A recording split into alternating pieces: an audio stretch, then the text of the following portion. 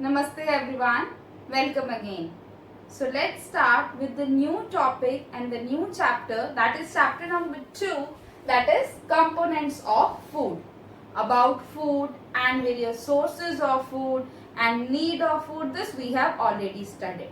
But now we have to study about the different components of food. A food product contains some components. That components are known as nutrients. So firstly we will see that which topics we are going to cover in this chapter. So we will cover the topic nutrients, that what nutrients are. So we are having the different kinds of nutrients in our food, like carbohydrates, fats, proteins, vitamins and minerals. Along with these nutrients, our food is also contains some dietary fiber. This dietary fiber is known as roughage. This also includes in our food. Along with the dietary fibers, the food product is also having some amount of water. Also, we will study about the balanced diet, that what balanced diet is, why we need a balanced diet. Fine. So the next topic we will do, that is preventing the loss of nutrients, that how we can prevent the loss of nutrients. And later on, at last, we will study about the deficiency diseases. These deficiency diseases that caused by the deficiency of these nutrients. So let's discuss these topics in detail one by one. Firstly, we will discuss about nutrients, that what nutrients are. Our body require many major components. That components they are provided from food. So the different substances they are required by our body for the growth and carry out various body functions. That different substances are known as nutrients. Fine. So we are having 5 major nutrients, that are carbohydrates, proteins, fat, vitamins and minerals. Along with these, our body also need dietary fiber, it also needs water. Fine. They are also needed by our body for performing some functions. If any functions are being performed in our body inside, that is only because of the food we eat. If we don't eat food, then we are not able to do anything. Our body also do not able to do any other function. Okay, so one thing more I want to clear, because some food items they contain more than one nutrients. Fine. In any food product, it may contain carbohydrate, proteins and fat. But the amount of, if the major amount of particular nutrient is more, then that source we will call this as rich source of that. What we will call? We will call as rich source of that particular nutrient. Fine. So what it means, I'll explain. Whenever we'll do these 5, I'll explain that what rich source means. Rich source means, for example, we are having wheat. So in wheat, the large amount of carbohydrates are present.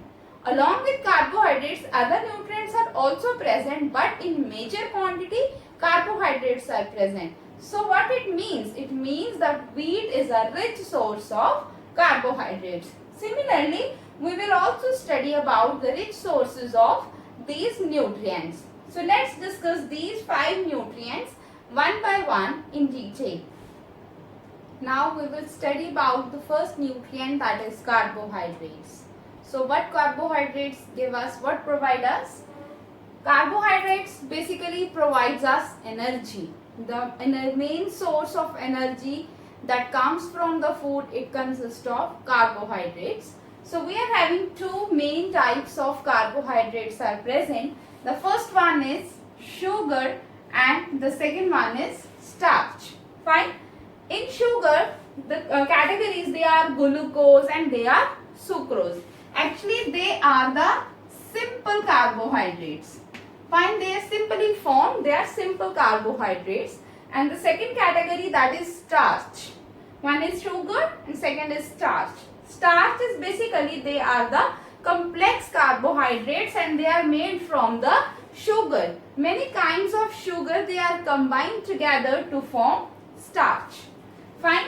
So how the function, what is the functioning and how body performs whenever we have a carbohydrate in our diet. So whenever we eat a carbohydrate, then body break down the sugar and the starch that from food product into glucose. The sugar or the starch is converted into sugar. Here arrow means converted into sugar. वो क्या होती है, break down हो जाती है. जो हमने sugar खाई है वो किस में ब्रेक डाउन हो जाएगी बच्चे, ग्लूकोज में. Then that glucose is directly utilized by body. Our body use that glucose and it provide us energy. Okay, so I think it is clear that how we get energy.